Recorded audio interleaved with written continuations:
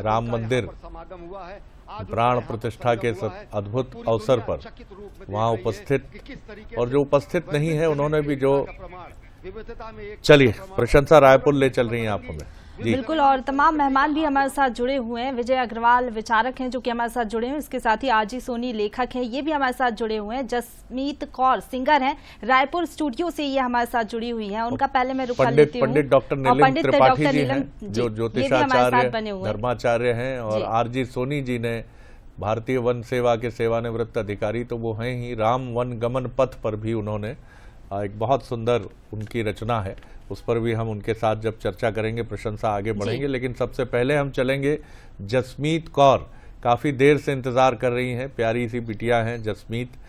जसमीत, काफ़ी इंतज़ार आपने किया, लेकिन ज़रूरी था, हम सब सुनना चाह रहे थे प्रधानमंत्री नरेंद्र मोदी जी को, और कार्यक्रम थोड़ा सा विलंबित भी हुआ।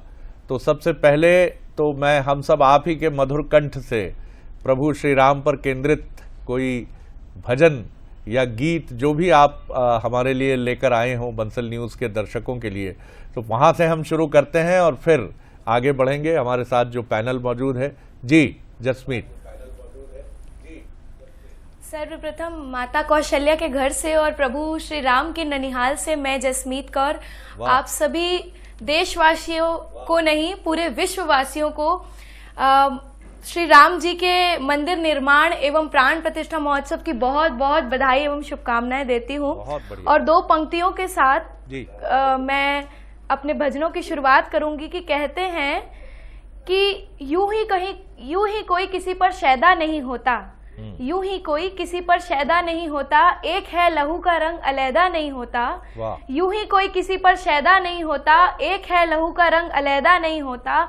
और बच्चों को जन्म देने से डर जाती गर कभी माँ, बच्चों को जन्म देने से डर जाती गर कभी माँ, बच्चों को जन्म देने से डर जाती गर कभी माँ। तो इस खूबसूरत दुनिया में मेरे राम लला जैसा कभी कोई पैदा नहीं होता, मेरे राम लला जैसा कभी कोई पैदा नहीं होता। तो इस अद्भुत क्षण में मैं एक बहुत ही फेमस भजन के साथ शुरुआत करूंगी। जी, स्वागत। नगरी हो अयोध्या सी, रघुकुल सा घराना हो,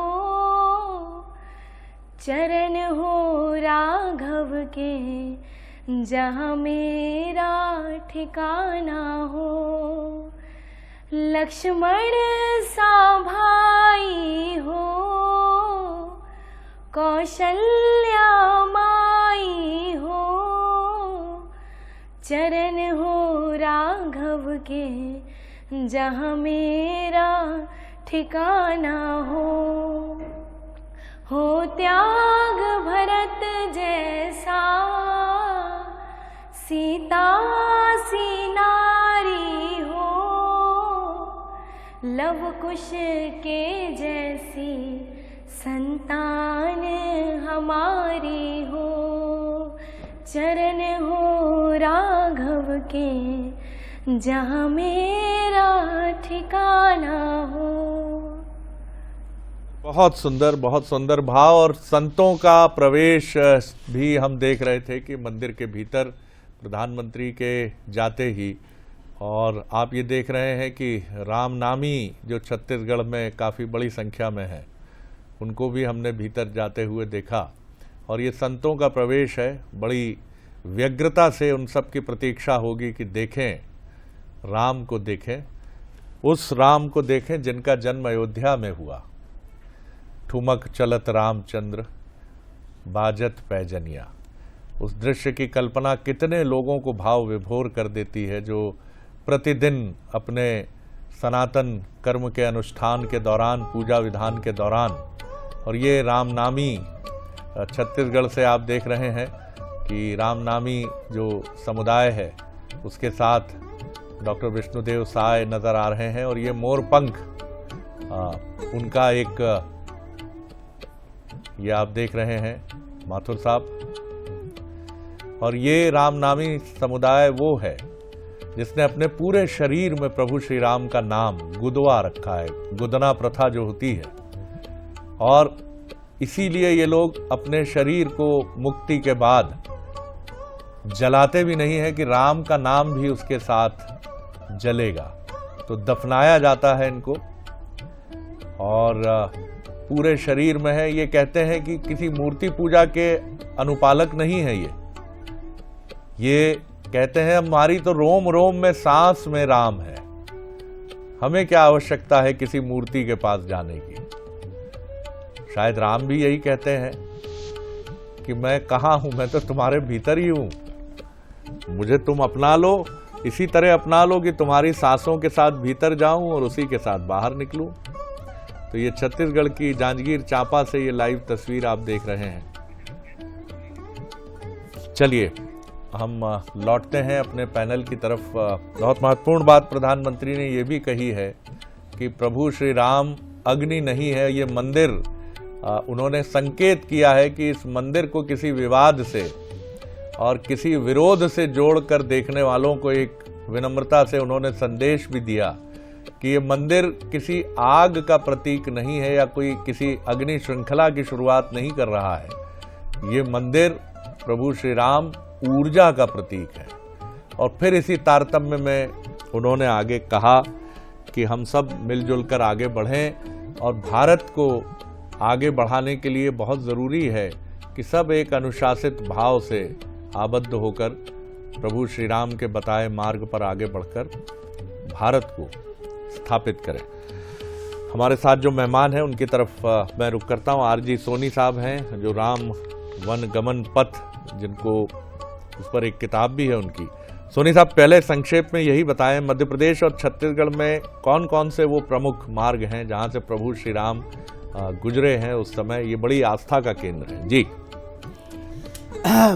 धन्यवाद। पहले तो जिस तरह का अवसर दिख रहा है उसमें मुझे तुलसीदास जी की वो चौपाई याद आ गई जिसमें भगवान शंकर पार्वती जी से कहते हैं, औरों एक कहो निज चोरी जी, सुन गिरजा अति दृढ़ मति तोरी। मैं अपनी एक चोरी कहता हूँ क्योंकि तुम्हारी मति दृढ़ है, स्थिर है, तुम समझ सकोगी इस बात को। तो क्या कहते हैं कि काग भुसुंड संग हम दोऊ, मनुज रूप जाने नहीं को, और बीथिन फिर ही मगन मन भूले। आज वही दृश्य है जी। अब आपने जो पूछा कि भगवान राम कहाँ से कैसे गए अपने मध्य प्रदेश और छत्तीसगढ़ में, तो देखिए क्या है कि एक लोक मान्यता होती है और एक यथार्थ होता है जी।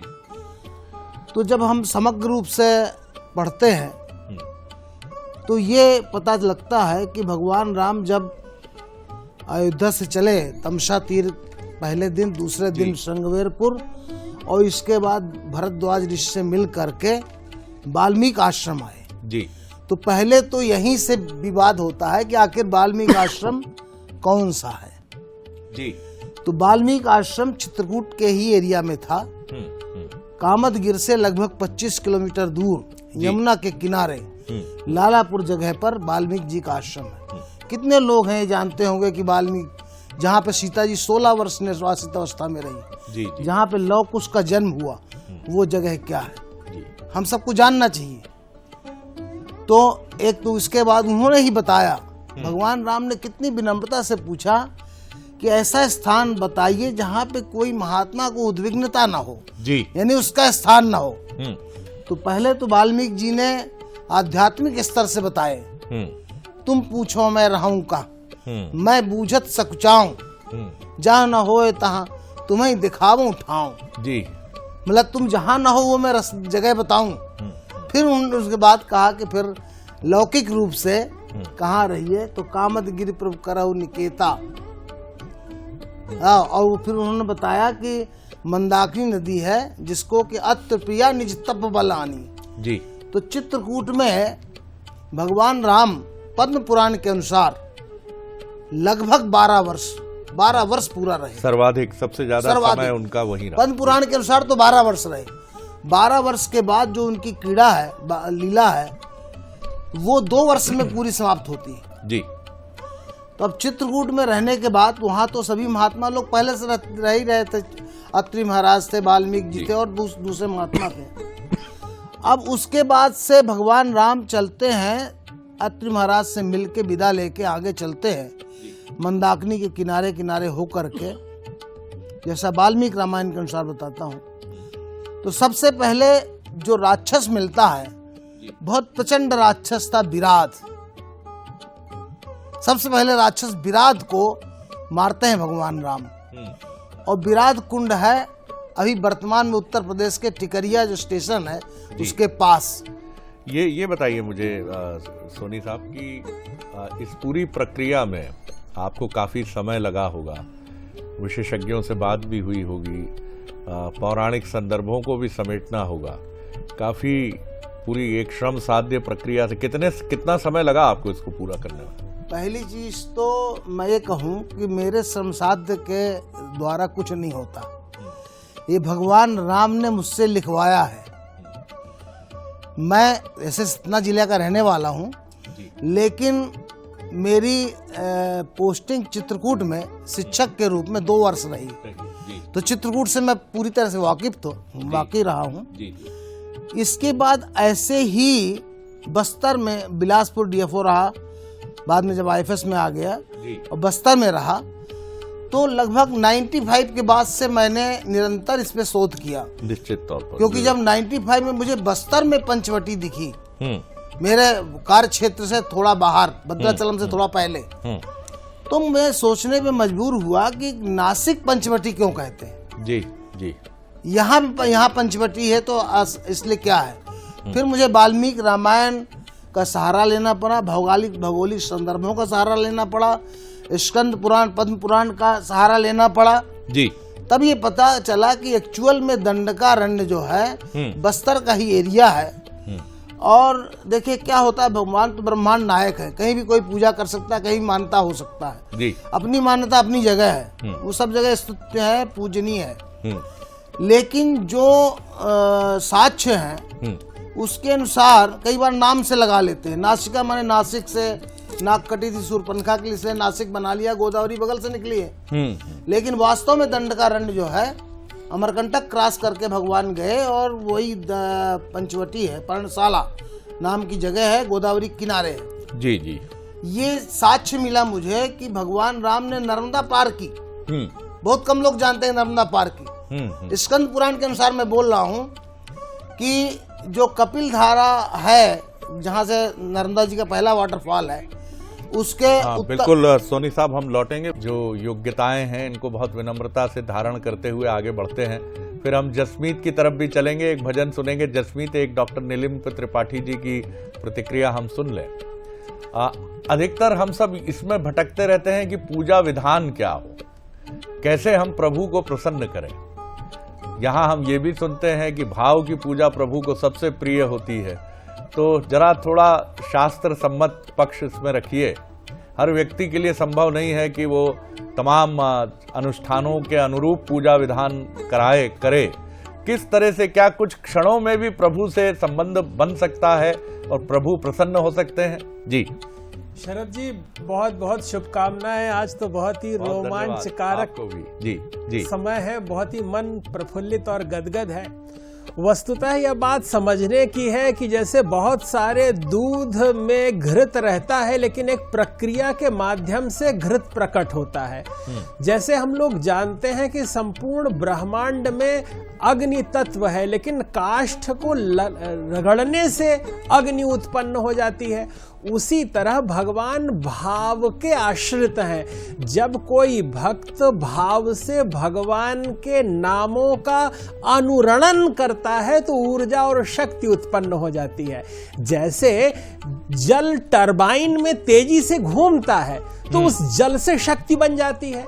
इसी तरह कोई साधक जब माला फेरते हैं, नाम जपते हैं, भगवान नाम का आश्रय लेते हैं, तो उनमें शक्ति संचरित हो जाती है। यह आज का काल युगों युगों से प्रतीक्षित था। भगवान तो सचमुच भाव के आश्रित हैं। मात पिता और गुरु की वाणी बिनहि विचार करिए शुभ जानी। भगवान श्री राम मर्यादा पुरुषोत्तम है। उन्होंने संकेत किया कि जो माता पिता गुरु प्रभु की वाणी बिना ही विचार नहीं करना है, जो गुरुजन कह दें उसका पालन करना है। राम जी पालन करते हुए वन में गए और बन गए। आज मर्यादा पुरुषोत्तम भगवान हम सबके जीवन में व्याप्त हैं। शास्त्र कहते हैं यह हमारे शरीर ही अयोध्या है और इसमें प्राण तत्व राम है। प्रत्येक व्यक्ति के अंदर वह दिव्य चेतना विद्यमान है। हम जागृत और चैतन्य हो, सरल सहज बने, भगवान नाम का आश्रय लें। भगवान का नाम बहुत महत्वपूर्ण है। ऋतु रसाणाम मूर्धा, र का उच्चारण मूर्धा से करना है, राम। और जब हम ऐसे कहते हैं तो सहस्रार चक्र से अमृत टपकने लगता है और लोक कल्याण करता है। हमारे माननीय प्रधानमंत्री जी ने कहा, रमन्ते योगिनो यस्मिन यस्य सह रामः। राम वह शब्द है जिसमें लोग रमण करते हैं, अर्थात स्वयं को लगाकर तृप्ति का अनुभव करते हैं। शरद जी, ये संपूर्ण विश्व के लिए आज उत्सव का क्षण आ गया है। हम सब लोग धन्य भाग हैं कि हमारे सामने कौशलेश भगवान श्री राम सरयू के तट पर विराज गए हैं और लोक मंगल कर रहे हैं। और 5 वर्ष की अवस्था का एक बड़ा महत्व है, क्योंकि 5 वर्ष की अवस्था किसी के लिए भी बाल्यावस्था होती है, क्योंकि फिर 6 से 25 वर्ष तक वे ब्रह्मचर्य में प्रवेश करते हैं, फिर वे गृहस्थ आश्रम में जाते हैं, फिर वानप्रस्थ जाते हैं और सन्यास जाते हैं। तो 5 वर्ष तक जब बाल रूप रहते हैं तो अर्थात सबके हैं। अयम निजः परोवेत्ति गणना लघुचेतसाम, अपना पराया नहीं देखते, सबके हो जाते हैं। ऐसे हैं हमारे राम। बहुत सुंदर बात आपने कही है। और राम का ये जी प्रश्न जी सर, भगवान राम पर जिस तरीके से बातचीत हम कर रहे हैं, तो भगवान राम पर एक भजन भी हम सुनेंगे, लेकिन उससे पहले देखिए क्या कह रही है मालिनी अवस्थी। देखिए, आपने भजन की बात की और ये मालिनी अवस्थी जी इतना प्रकट दिव्य मनोरम, जैसे भगवान राम है सबको आनंद देने वाले, सौम्य प्रसन्न, वैसे ही आज पूरे रामलला की प्रतिष्ठापना हुई। और मुझे लगता है कि इस आनंद की वर्षा का जो मन में भाव बहुत दिनों तक रहेगा।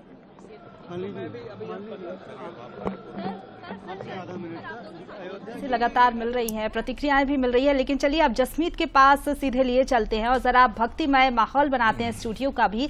जसमीत, आप तो भगवान राम के ननिहाल छत्तीसगढ़ से आती है, अगर कोई राम भजन आपने लिखा हो या फिर आपके मन में कोई 2 लाइनें भगवान राम को लेकर हो तो जरा सुनाइए। मुझे आज के समय में जो सबसे सुंदर भजन जो मेरे मन में चल रहा है, आपने सुना होगा, राम आएंगे तो अंगना सजाऊंगी, दिवाली मनाऊंगी, लेकिन कुछ पंक्तियों में मैंने उसे सजाया है। हो राम आएंगे तो सांसें थम जाएंगी, हो राम आएंगे तो सांसें थम जाएंगी, हो राम आएंगे तो आंखें भर आएंगी, मुग्ध हो जाएगा तन, शुद्ध हो जाएगा मन, राम आएंगे। मेरी झोपड़ी के भाग आज खुल जाएंगे, राम आएंगे, हो राम आएंगे, आएंगे राम आएंगे, मेरी झोपड़ी के भाग आज खुल जाएंगे, राम आएंगे। धन्यवाद। बिल्कुल, बड़ी ही मधुर आवाज में आपने ये गाना गाया है जसमीत, और आगे भी आपसे ये गुजारिश रहेगी मेरी कि अगर छत्तीसगढ़ी में कोई अगर गाना आपके पास हो तो वो भी आप सुनाइएगा। लेकिन लगातार हमारे साथ जो गेस्ट है वो बने हुए, लेकिन ये तस्वीरें भी कुछ मिल रही हैं अयोध्या से, जो प्रधानमंत्री नरेंद्र मोदी ने देखिए साष्टांग यहाँ पर दंडवत किया, ये तब की तस्वीरें हैं। और देखिए ये अभिनेता आप देख सकते हैं, एक्टर आयुष्मान खुराना तस्वीरों में कुछ कह रहे हैं, सुनते हैं।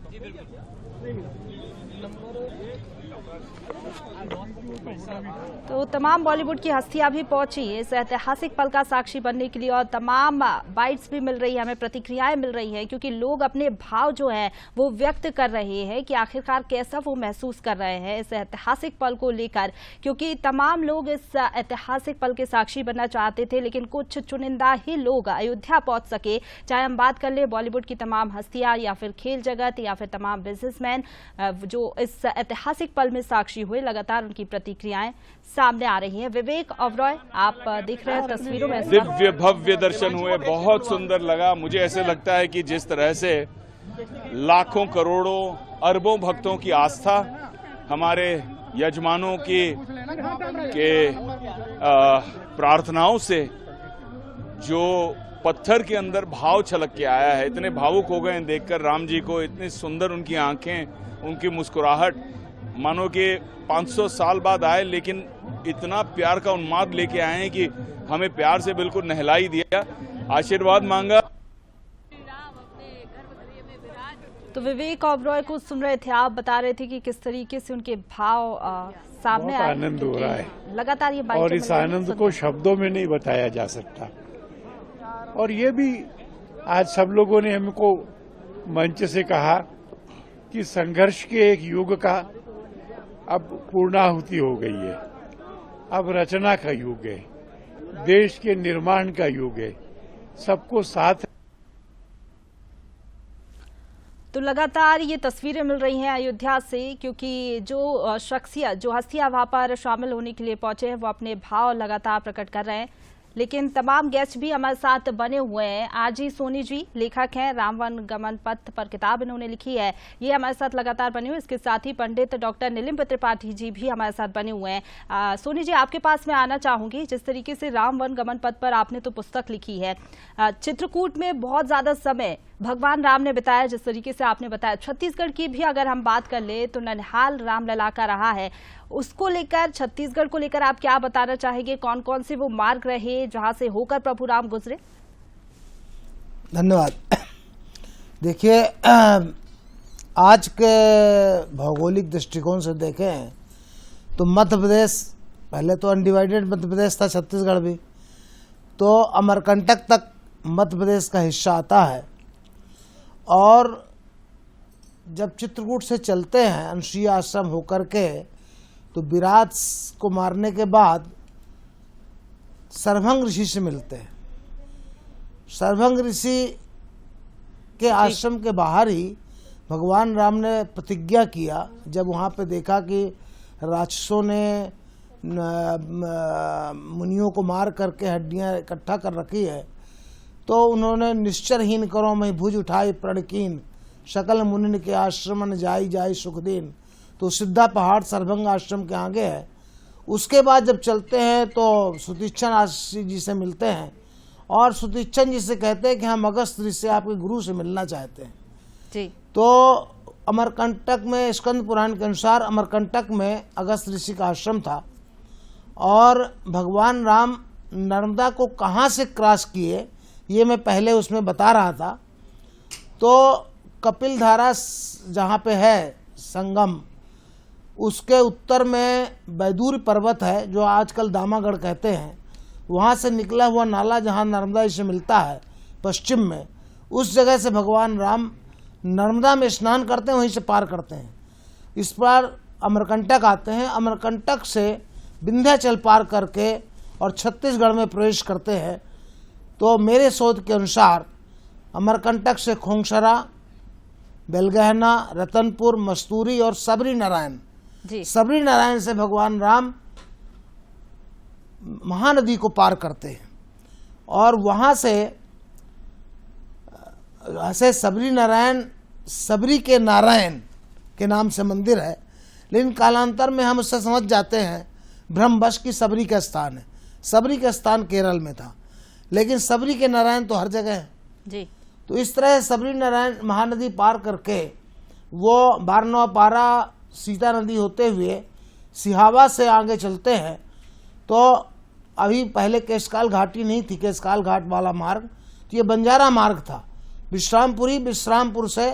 विश्रामपुरी से आगे जाते हैं सीधे नारायणपुर, बस्तर का। नारायणपुर से भैरमगढ़, इंद्रावती क्रॉस करके, भैरमगढ़ से बीजापुर, और बीजापुर से उसूर, चेरला, ये छत्तीसगढ़ की बाउंड्री ख़त्म होती है।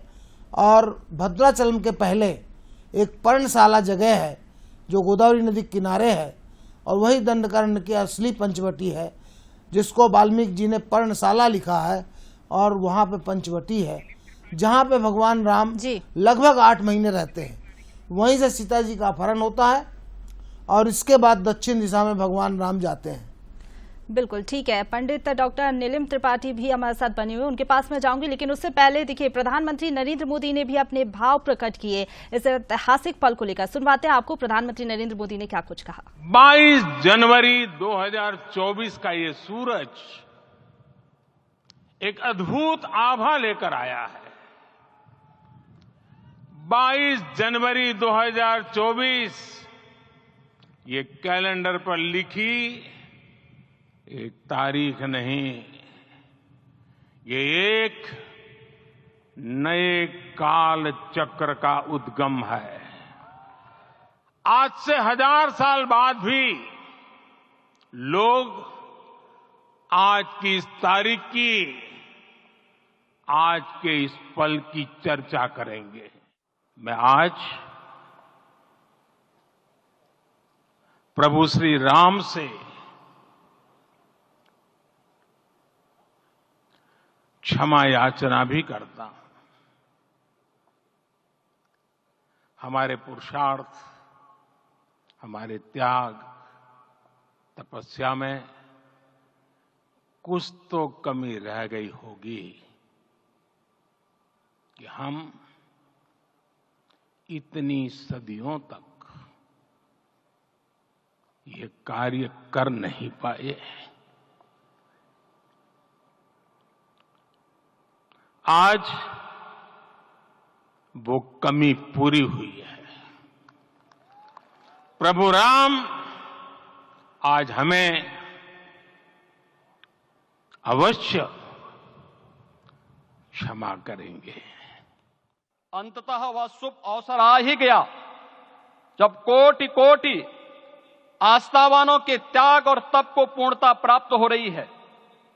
आज आत्मा प्रफुल्लित है इस बात से कि मंदिर वही बना है जहां बनाने का संकल्प लिया था। संकल्प और साधना की सिद्धि के लिए हमारी प्रतीक्षा की इस समाप्ति के लिए और संकल्प की पूर्णता के लिए आदरणीय प्रधानमंत्री श्री नरेंद्र मोदी जी का हृदय से आभार और अभिनंदन। प्रभु राम की कृपा से अब कोई अयोध्या की परिक्रमा में बाधा नहीं बन पाएगा।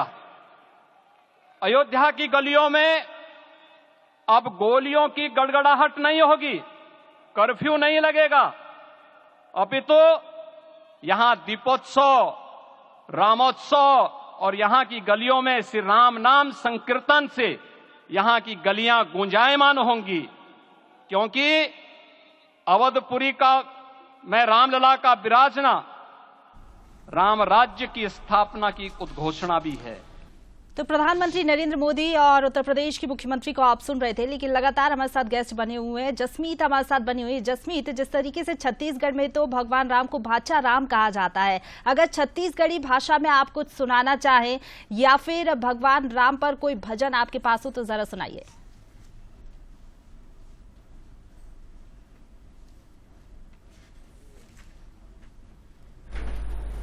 मैं एक छत्तीसगढ़ी भजन आपके सामने प्रस्तुत करना चाहूंगी, चोला माटी के है राम, जो कि हमारे यहाँ बहुत सुप्रसिद्ध भजन है। चोला माटी के है राम, एखर का भरोसा, चोला माटी के है राम, एखर का भरोसा, एखर का भरोसा दद्दा, एखर का भरोसा, एखर का भरोसा भैया, एखर का भरोसा, चोला माटी के है राम, एखर का भरोसा, चोला माटी के है राम, एखर का भरोसा। द्रोणा जैसे गुरु चले गए, द्रोणा जैसे गुरु चले गए, कर्ण जैसे दानी संगी, कर्ण जैसे दानी, बाली जैसे वीर चले गए, बाली जैसे वीर चले गए, रावण कस अभिमानी, चोला माटी के है राम, एखर का भरोसा, चोला माटी के है राम, एखर का भरोसा, एखर का भरोसा दद्दा, एखर का भरोसा, एखर का भरोसा भैया, एखर का भरोसा, चोला माटी के है राम एखर का भरोसा, चोला माटी के है राम एखर का भरोसा। बिल्कुल जसमीत, तो छत्तीसगढ़ी भाषा में और अपनी मधुर आवाज में बड़ी ही सुंदर प्रस्तुति आपने दी। आपका बहुत शुक्रिया हमारे साथ जुड़ने के लिए। लेकिन देखिए हमारे साथ आजी सोनी, लेखक, राम वन गमन पथ पर किताब इन्होंने लिखी, आपका भी बहुत शुक्रिया। इसके साथ ही पंडित डॉक्टर नीलिम्प त्रिपाठी जी भी हमारे साथ बने हुए थे, आपका भी बहुत शुक्रिया। तो देखिए देश भर में जिस तरीके से भक्तिमय माहौल देखने को मिला, लेकिन भक्तिमय माहौल को लेकर लगातार खबरें सामने आ रही है। अयोध्या से जुड़ा भी पल पल का अपडेट बंसल न्यूज आप तक पहुंचाता रहेगा। फिलहाल के लिए इतना ही, देखते रहिए बंसल न्यूज। नमस्कार।